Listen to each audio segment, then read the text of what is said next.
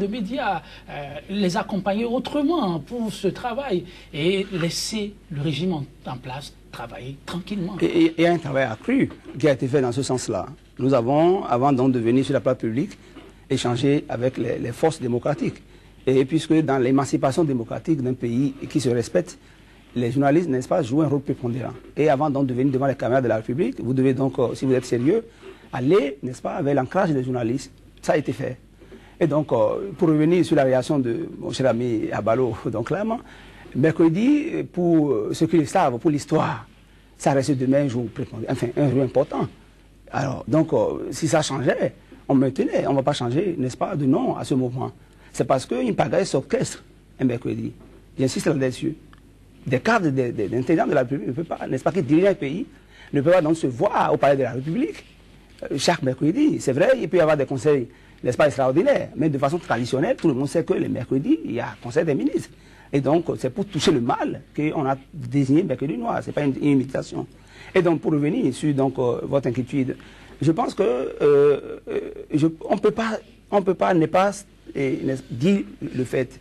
Et au-delà donc de la rétention de l'information, il y a plein de choses qui expliquent le noir. Ah, il y a d'autres choses. Évidemment, quand on prend le cas des braquages perlés, ça s'est passé aux États-Unis, il n'y a pas encore 112 heures. Mais écoutez, le lendemain, nous avons vu donc la police nationale, n'est-ce pas, qui a donné de la voix pour situer les citoyens. On a vu des citoyens donc, qui ont cédé leur vie sous des balles, des braqueurs. Et 1 milliard, 200 millions ont été emportés, qui servaient dans des transactions entre deux banques. Où ça? À ce jour, entre 3S, et puis qui allaient vers, je pense... au Bénin? Au Bénin, ici. Vous avez parlé des États-Unis au départ. Je donnais l'exemple. Okay. Il y a un drame qui s'est posé là-bas, c'est sécuritaire, mais au même moment, le lendemain, la police a donné de la voix. Mais ici, depuis la prise de pouvoir du président Talon, avec les nombreux braquages que nous avons connus, et des fonds emportés, des hommes qui ont perdu leur vie, à aucun moment, ils ne sont venus sur la place publique pour apaiser les citoyens. Il y a mercredi noir. Je ne vous interromps pas, mais là, vous n'exagérez pas. On a suivi le ministre de l'Intérieur. Mais il y a un certain nombre de stratégies en place. Mais la stratégie, ce n'est pas efficace sur le terrain. Les braquages continuent donc n'est-ce pas, de résister aux machines sécuritaires. Au-delà de ça, mercredi noir, parce qu'on ne peut pas être en train de payer le Gaï Tongolo à 450 francs et qu'on décaisse plus de 48 milliards pour l'émancipation du coton. Tous les conseils des ministres, presque, depuis que Talon est là, on ne parle que de coton. Ça pose un problème.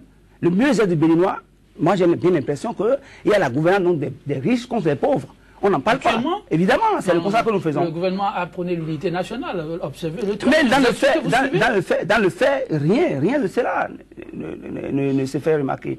Et donc, je pense que pour donc inciter, le mercredi noir, c'est un mouvement de pression. Pour inciter, pour dire donc aux gouvernants que nous l'avons à l'œil et que tout ce qu'ils font, on note à la minute près, il faut qu'ils pensent au mieux-être. Moi, j'ai bien l'impression qu'avec le cadre de mon parti, que le chef de l'État, n'est-ce pas, ne prend pas en compte le mieux-être des citoyens béninois. Et donc, tout comme le coton, je pense que la culture vivrière a besoin d'autant de milliards pour que nous ayons, au lieu de 450 francs à la mesure de Gary, nous l'ayons à 100 francs ou à 150 francs. Le cassoulet qu'on payait à 500 francs, c'est-à-dire à 2500 francs. Vous voyez, donc ça pose un problème donc, de gouvernance. C'est pour ça le mercredi noir, et pour leur dire que nous allons les traquer démocratiquement, bien sûr, pour donc qu'ils reviennent à la norme, j'allais dire. Quand vous allez dans les ministères aujourd'hui, il y a plein de mouvements de sitting. Les grèves et autres, là, au ministère des Finances, Agriculture, on peut faire des réformes, n'est-ce pas, dans ces ministères-là, sans pouvoir compter avec les cadres. Ça pose un problème. Vous avez l'impression aussi que les cadres sont soumis... Mais vous avez des éléments pour me contredire. Déjà, on parlait, j'ai suivi Vincent Eoulé sur son FM hier, qui a dit que le mardi, ils vont marcher. J'ai suivi mon président, le vice-président de mon parti, Luc Awanha, qui a donc dénoncé des faits au port. On ne peut pas donc parler de réforme sans demander aux cadres qui étaient dans le secteur de pouvoir donc fournir la réflexion. C'est pas possible. Moi, j'avais l'impression que le projet social de talent que j'ai sous la main, on n'est pas encore en train donc de mettre ça en pratique. Donc là, mais là, le champ est vaste, décidément. Non, il y a une seule certitude, c'est que tout ne va pas pour le mieux dans le meilleur des mondes. Ça, c'est totalement clair. Et vous l'avez rappelé, il y a quelques minutes, le gouvernement Talon s'est mis en place il y a 3 mois exactement. J'ai pris l'habitude de dire sur ce plateau qu'il y a forcément une période de grâce. Il faut observer les choses se faire. Je n'ai pas le sentiment que tout soit complètement noir au Bénin. Ça, c'est pour ça que la couleur noire, moi, me dérange personnellement par rapport à l'esprit de ce mouvement. Je n'ai pas l'impression que tout est dans le noir. Pourquoi? Parce que d'abord, lorsque vous observez la question de l'insécurité, je dois dire que en matière policière, et ça je parle sous le contrôle de tous les agents de police qui nous regardent, en matière policière, l'enquête est secrète. Totalement. Et donc, lorsque on ne va pas au bout d'une procédure, on ne peut pas venir à la face du monde donner des résultats. Encore que là, le ministre de l'Intérieur s'est clairement prononcé sur la question du braquage. Bon, il a donné ses arguments qui, pour moi, n'étaient pas forcément convaincants. On ne peut pas justifier l'insécurité par le changement de régime ou le changement d'un nouveau ministre de l'Intérieur. Il a donné ses explications, mais il a quand même donné des explications sur la situation du braquage. Donc, pour moi, c'est bien. Deuxième chose, sur la question du coton. Vous savez, qu'on le veuille ou pas, jusqu'à présent, le coton est quand même une des activités qui ramène beaucoup de devises à notre pays. On peut faire le débat sur le coton. Mais après une certaine période, vous ne pouvez plus faire de façon conséquente la culture du coton. Donc, ça veut dire que ça reste une urgence. Et le président Patrice Talon connaît très bien le secteur. Moi, je me suis dit personnellement à mon niveau qu'il y a eu des mesures urgentes qui ont été prises pour sauver la campagne cotonnière. Alors moi j'attends le résultat ou les résultats de la campagne cotonnière pour faire une comparaison avec le régime Boni Yayi pour voir si dans ce secteur-là on est allé de l'avant ou pas. À ce moment-là, moi je peux me faire ma religion sur la question. Mais ce qui est important c'est quoi? C'est qu'au moins à la date d'aujourd'hui, l'État ne subventionne plus la campagne cotonnière. Et pour moi, c'est déjà un résultat. Le chef de l'État, le docteur Thomas Boni Yayi, avait mis beaucoup de milliards dans le coton. Aujourd'hui, l'État se désengage du coton. Parce que l'État ne peut pas tout faire. L'État ne peut pas faire le coton, l'État ne peut pas vendre de l'énergie électrique, l'État ne peut pas vendre de l'eau. Il faut désengager l'État de certaines activités qui engagent le pays. Alors, moi, je dis que ça encore, ce sont des résultats qu'on a obtenus dans le domaine du coton. Et donc, je ne peux pas être très rigide sur cette affaire-là.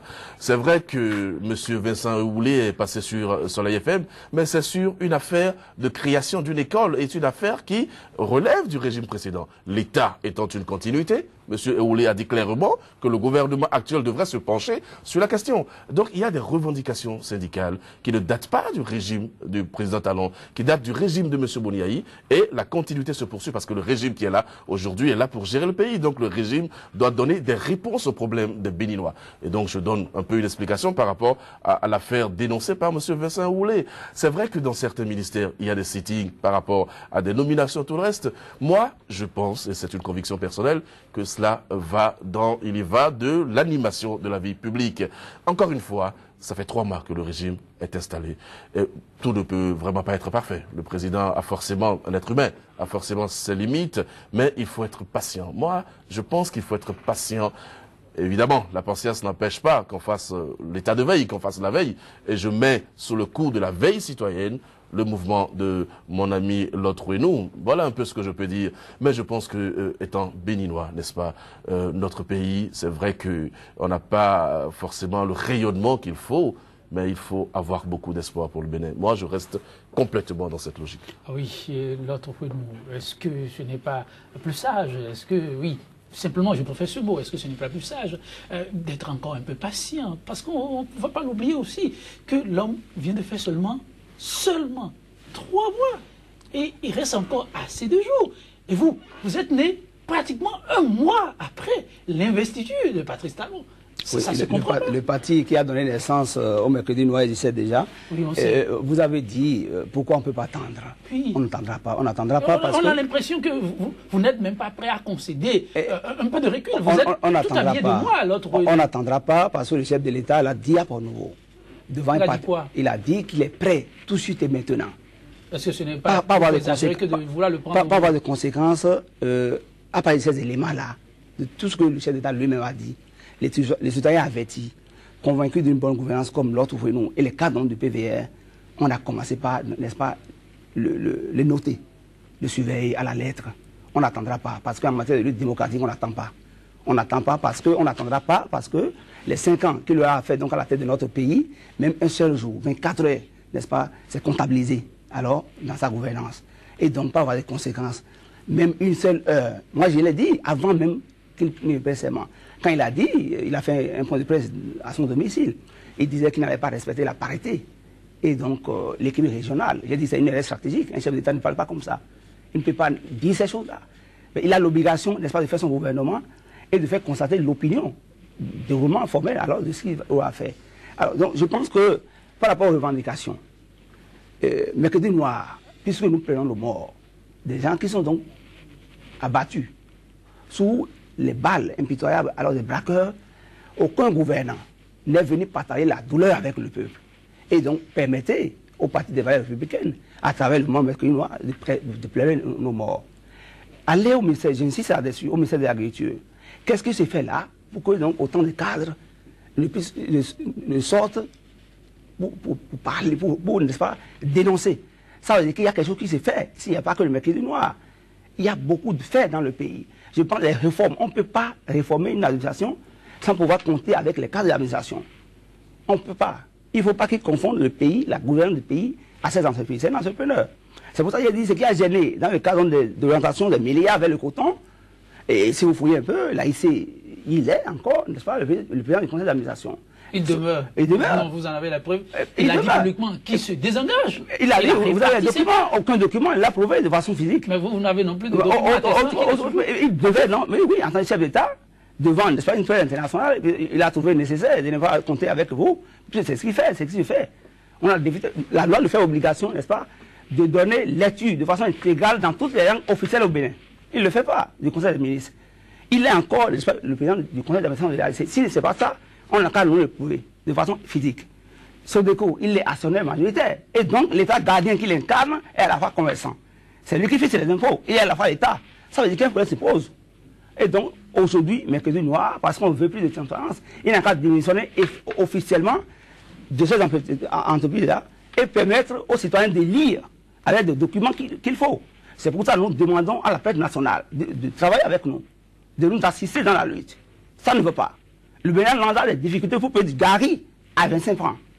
Hier, il y a eu des morts dans les hôpitaux. On n'a pas de l'argent pour payer les médicaments. Parce que quand vous êtes maçon, vous allez pour un client, il s'enferme, on dit qu'il n'est pas là. Parce qu'il n'a pas de moyens. C'est la République qui a mené tout ça. Évidemment.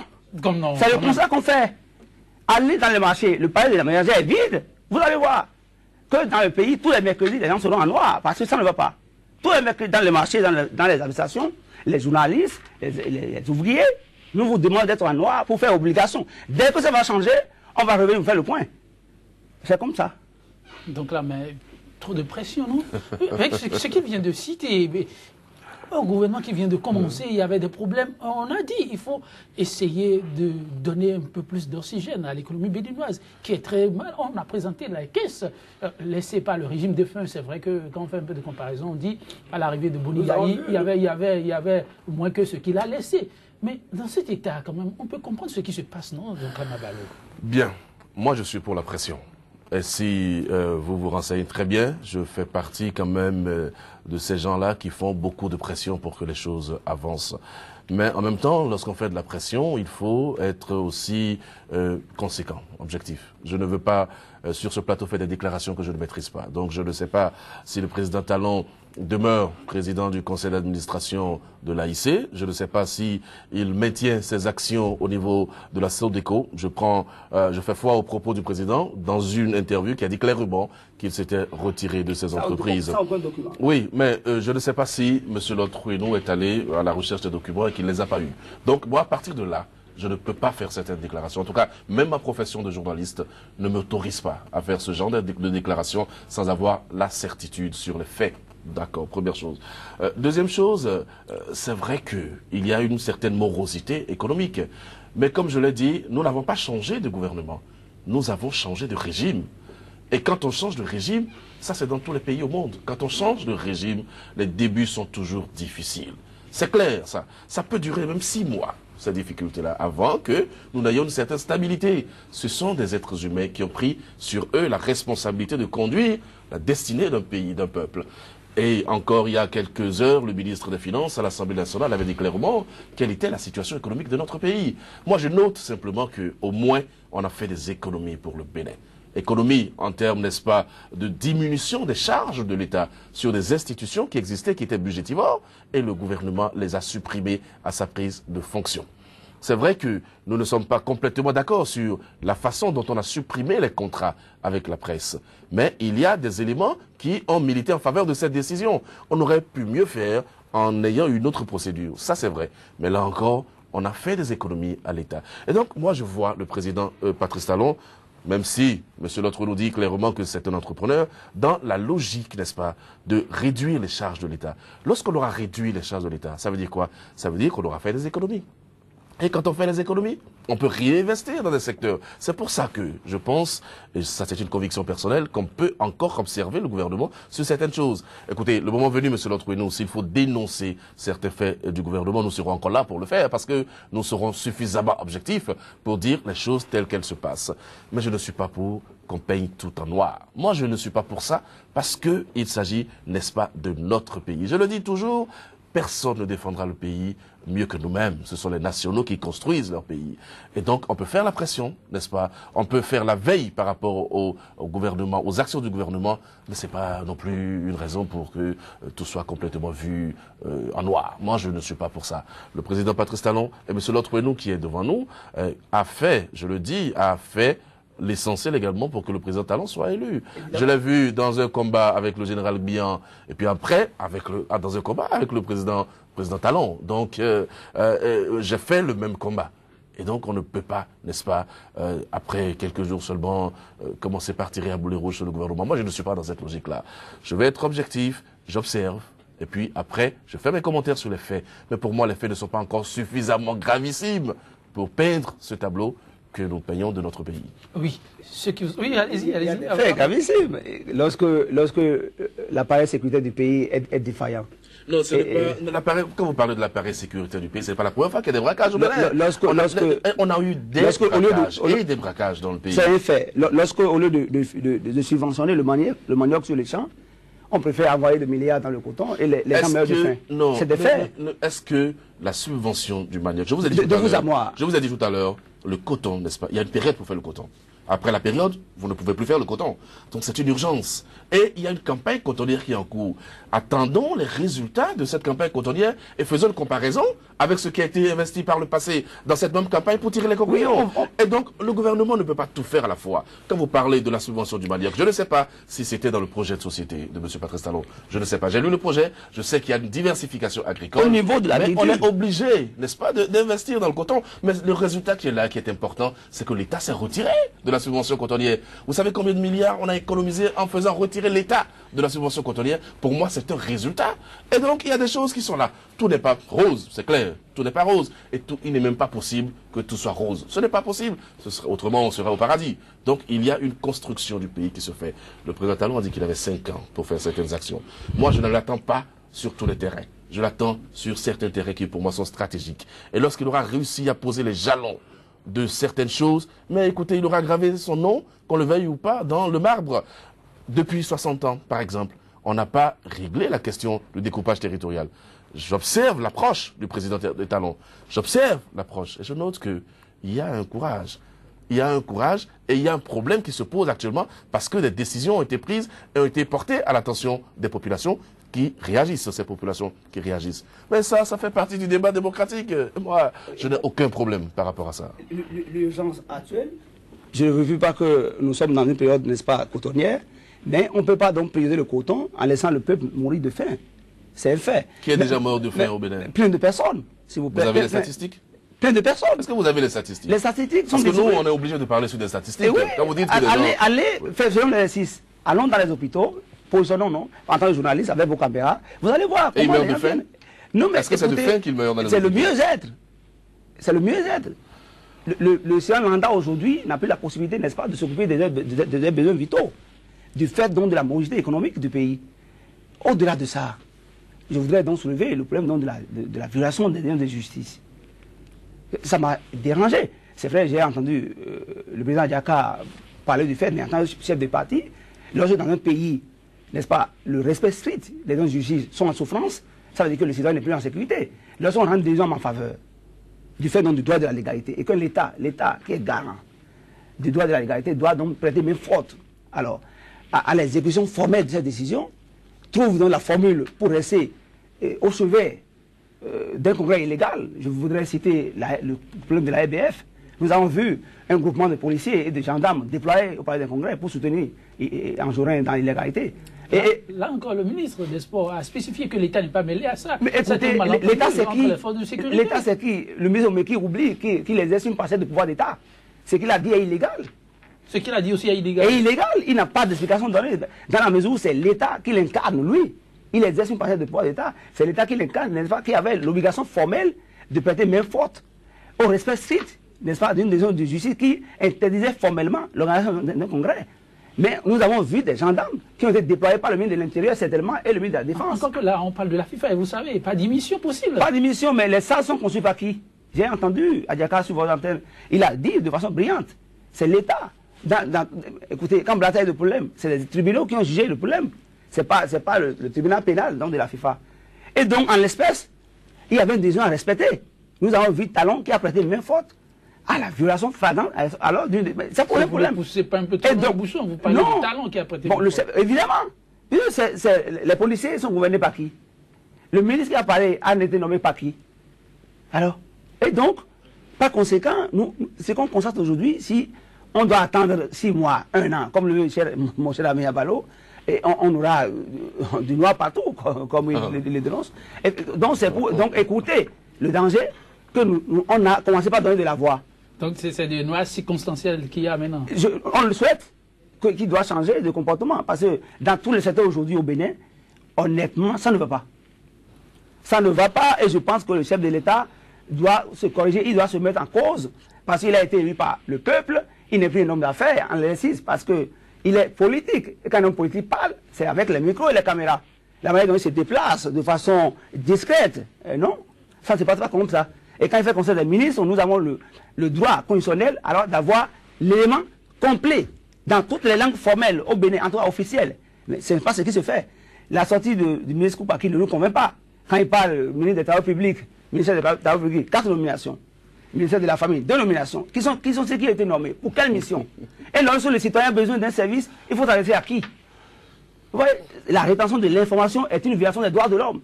Et de façon expresse, c'est ce que le gouvernement de Talon fait. Nous devons donc dénoncer en portant le noir tous les mercredis. Voilà. Mais donc là, Balo, ce qui se joue actuellement, et quand on sait, comme je le disais, tantôt, tout le combat que l'autre nous a eu à mener jusqu'à présent, est-ce que, comme le dit certains, il va peut-être se justifier tout à l'heure, est-ce que ça ne frise pas peut-être un peu trop de la manipulation ou un chantage, comme on l'a souvent observé, avec les acteurs politiques? Il est un homme politique, au-delà de tout, même s'il a créé un mouvement. Ça ne ferait pas trop facile, le combat qu'il mène là. Je comprends votre logique. Hein. Il y a quelques vérités dans ce qu'il dit. Sur la question du respect des décisions de justice, par exemple, je suis un chantre, moi, du respect des décisions de justice. Et je ne peux pas accepter qu'un gouvernement qui a la puissance publique pour faire exécuter les décisions de justice ne le fasse pas. Ça, je suis d'accord sur ça. Encore que, en parlant de décisions de justice, le président Talon en a profité largement. Il en a bénéficié, je veux dire. Donc, sur ça, on peut accorder nos violons. Alors, je ne sais pas en quoi le déplacement discret du président peut poser un problème. Parce que nous avons été habitués à des motards, à des gyrophares, à des déplacements bruyants de président de la République, celui qui est venu à un mode de gouvernance complètement différent. Donc il n'a pas envie de se placer, de se déplacer de façon ostensible. Donc il peut même aller dans les maisons. Moi, ça ne me pose pas un problème. C'est son style de gouvernance. Chacun a son style par rapport à ça. Et je vous avais dit que ce qui posait des problèmes sur la rétention de l'information dont il parle, ce sont les nominations. Il a fini par cracher le morceau. Ce sont les nominations. Ce n'est pas les autres décisions. Mais le gouvernement fait le point de certaines décisions et qui engagent l'État. Et pour le gouvernement, peut-être que les nominations ne sont pas les choses les plus importantes. Moi, je ne suis pas d'accord qu'on nous cache les nominations, d'accord? Mais en même temps, lorsque vous vous rapprochez, parce qu'au moins je fais l'effort de me rapprocher de certains responsables du pays, ils vous expliquent que s'il y a des cadres qui ont été responsables de certaines dérives, c'est peut-être parce que on a publié leur nom en Conseil des ministres et juste après, la famille, les amis, tout le reste, eh bien, on leur fait une pression qui les amène ou qui les oblige à se faire responsables de certains actes, parce que nous sommes dans un environnement sociologique qui fait que quand vous avez une position administrative ou une position sociale, toute la famille vous tombe là-dessus. Et donc, vous ne pouvez pas faire votre rôle dans la discrétion. L'obligation que je sais qui est faite à l'autorité, c'est de publier tout au moins au journal officiel les décisions qui engagent l'État. Est-ce qu'il y a un texte de loi qui oblige le gouvernement à dire publiquement en Conseil des ministres, voilà, telle personne ont été nommées? Je ne sais pas. Bon, peut-être qu'il nous donnera des précisions par rapport à ça, parce qu'il a évoqué une loi qui autoriserait ou qui obligerait à aller dans ce sens-là. Encore une fois, je veux dire une chose, que tout n'est pas rose. Moi, je ne suis pas ici pour faire l'apologie du gouvernement. Mais je suis ici aussi pour être suffisamment objectif pour comprendre que sur 5 ans, lorsqu'on demande de faire une observation sur 6 mois, on n'a pas exagéré encore. Il y a des résultats qui sont positifs. Il y en a qui sont négatifs. Et il y va de l'ordre normal des choses. Dans la vie, rien n'est linéaire. Il y a des bas et des hauts. Je considère que la situation n'est pas encore suffisamment dramatique pour peindre le pays en noir et pour appeler les citoyens à s'habiller en noir. Ce n'est pas, moi, c'est une question de sociologie. Ce n'est pas une façon pour moi d'atteindre des résultats. Je souhaiterais qu'au bout de quelques semaines, qu'on fasse avec M. Lothrenault le point de son mercredi noir, qu'il nous dise d'abord déjà à la première sortie, quelle mobilisation il a pu faire par rapport à ça. Parce que moi j'ai vu les images, je n'ai pas vu très grande mobilisation, contrairement à ce que j'ai vu par rapport au mercredi rouge. Et donc il y a un problème. Plusieurs formes de lutte, la pression, d'accord, la veille citoyenne, d'accord, mais le pays d'abord. Deux questions, oui, je vous laisse aller avant mes questions. Rapidement, une réaction. Dans les grandes révolutions, vous n'allez jamais voir le peuple se mettre dans la rue. C'est souvent deux personnes qui ont l'idéal et qui portent l'idéal. C'est discutable. Enfin, c'est votre avis. Totalement discutable. C'est votre avis. Absolument. Nous avons vu le cas de beaucoup de pays. Le Burkina Faso, par exemple. C'est le peuple qui était dans la rue, c'est pas deux personnes. Non, mais c'est quelques personnes. Après, non, c'est pas quelques personnes. Non, nous avons vu, même au Bénin, pour des faits pointus, pendant donc la gouverne de Boni Yahi, des Sénégalais qui choisissent de sortir 2 ou 3, 4, c'est pas maintenant qui va me contredire, 20 personnes sortent donc de la boue du travail. Vous allez voir le peuple qui se joint donc à ce groupement-là. Et donc, c'est l'idéal de l'autre Wénon. Je peux être le seul. Aujourd'hui, vous allez voir, je ne dis pas aujourd'hui, mais vous allez voir avec le temps. Le peuple va suivre. Parce que je ne suis pas sûr. Donc on ne vous juge pas sur l'effectif. Comment? Qu'on ne vous juge pas sur l'effectif. Non, ce n'est pas l'effectif. C'est le fait, c'est l'idéal, c'est le concept. L'autre, nous n'avons plus beaucoup de temps, mais très rapidement, ma question ne restera pas sans réponse. Voilà, vous êtes quand même président d'un parti. Et on sait, les hommes politiques, quand ils vont à gauche, c'est que quelque part à droite, il y a quelque chose qu'on a laissé derrière. Aujourd'hui, vous conduisez un mouvement à caractère plutôt social, évidemment, de la société civile. Non, qu'est-ce qui se cache derrière tout ça? Parce qu'on ne peut pas comprendre que vous ayez mené tout ce combat et que tout de suite, quelques jours seulement après, c'est vrai que vous avez évoqué la préoccupation selon laquelle le chef de l'État a dit être plutôt prêt tout de suite et maintenant. Oui. Non, au-delà de ça, qu'est-ce qui se cache derrière votre démarche? Avant de venir à votre question, je voudrais rendre un hommage au général Bihan, qu'on a voulu porter au pouvoir. Plus que 2 minutes, hein? Et oui, et puis au second tour, ses talents. Et quand il y a des dérives, on doit donc rendre compte au peuple. Nous sommes en phase. Revenons à votre question. Vous voyez, je voudrais répondre pour dire le meilleur personnage que nous avons derrière, c'est le peuple. En matière de lutte démocratique, me référant à l'article 19 de la Déclaration universelle des droits de l'homme, qui dit que tout citoyen du monde ne peut pas faire objet donc, de frontières pour déclarer. Et que, dans le même temps, vous avez le peuple derrière. C'est ce que je fais. Et donc, on n'a personne derrière, nous avons nous-mêmes derrière d'abord, et maintenant le peuple. Vous allez constater dans le courant des faits que le peuple va nous rejoindre. Et c'est vrai, il y a des personnalités politiques qui nous appellent en tant que politiques dans le pays, et qui nous disent, jeune homme, vous êtes en route pour des idéaux certains, vous avez notre soutien. Au-delà de ça, pour être plus précis dans votre questionnement, aucun moyen matériel ni financier n'appuie le mouvement, puisqu'on n'est pas des désœuvrés. Nous avons appris un métier. Et donc, les cadres du parti, il y en a qui sont en fonction dans l'administration publique et privée. Et donc, de nos cotisations, on arrive à faire ce qu'on peut. Et donc, nous comptons sur vous, d'ailleurs, hommes de médias, c'est vous qui fabriquez. Et donc, nous comptons sur vous. Pour faire quoi? Pour faire la pression? Oui, sur la presse. Déjà, on est en phase. Si déjà vous m'invitez, vous me faites l'honneur de m'inviter sur ce plateau-là, ça permet donc au peuple de s'édifier par rapport à l'idéal du mercredi noir. C'est déjà votre appui, c'est déjà un moyen de pression que nous avons derrière. Votre mot de fin? Mon mot de fin, je voudrais donc dire que Kizebo disait, habitants de la terre, nous ne devons pas oublier notre intime mission, celle d'être utile partout, comme le soleil ou la lune. Entre autres, notre honneur dépend de nous-mêmes, car en réalité, apprendre à mieux faire, entreprendre des projets nécessaires, mercredi noir, comprendre la nature vivante qui nous entoure, c'est réaliser sa vie. Nous vous remercions. Donc, Lama Balo. Oui, moi je dirais simplement que nous avons fait l'option de la démocratie. Et donc c'est tout à fait normal que dans l'organisation démocratique et qu'il y ait des gens qui ne soient pas d'accord avec la gouvernance. Donc il faut une mouvance et une opposition. Et je considère que l'objectif n'est pas de faire une opposition qui ne construit pas. Donc il faut penser au pays, n'est-ce pas, dire les choses telles qu'elles sont, être sûr de ce qu'on dit, parce que ce n'est pas possible de dire des choses qui ne sont pas forcément vérifiées. C'est une question de crédibilité. J'ai déjà suivi sur un plateau de télévision des gens qui sont venus dire des choses qui n'étaient pas réelles, qui n'étaient pas vérifiées, et les réseaux sociaux ont apporté la réponse. Donc il faut aller toujours à la quête de l'information avant de faire certaines déclarations. Donc je souhaiterais qu'on fasse le point du mercredi noir le moment venu pour savoir si vraiment le peuple a répondu à l'appel de M. Lotre-Renaud. Mais moi j'en doute très fort. Je n'ai pas le sentiment que le peuple le suive réellement. Le peuple peut partager certains aspects de ce qu'il dénonce, mais mercredi noir, honnêtement, j'attends de voir. Vous attendez de voir donc Lama Balo, Lotre-Renaud. Merci d'avoir été des nôtres 100%. Maintenant, le numéro du jour, nous le bouclons sur cette citation d'Henri-Frédéric Amiel. L'existence en soi est une lutte où il faut jouer avec les cartes que l'on a, mais sans pour autant faire dans l'animosité. Mesdames, Messieurs, merci pour le suivi. Prenez la vie du bon côté et à très vite sur ce même plateau.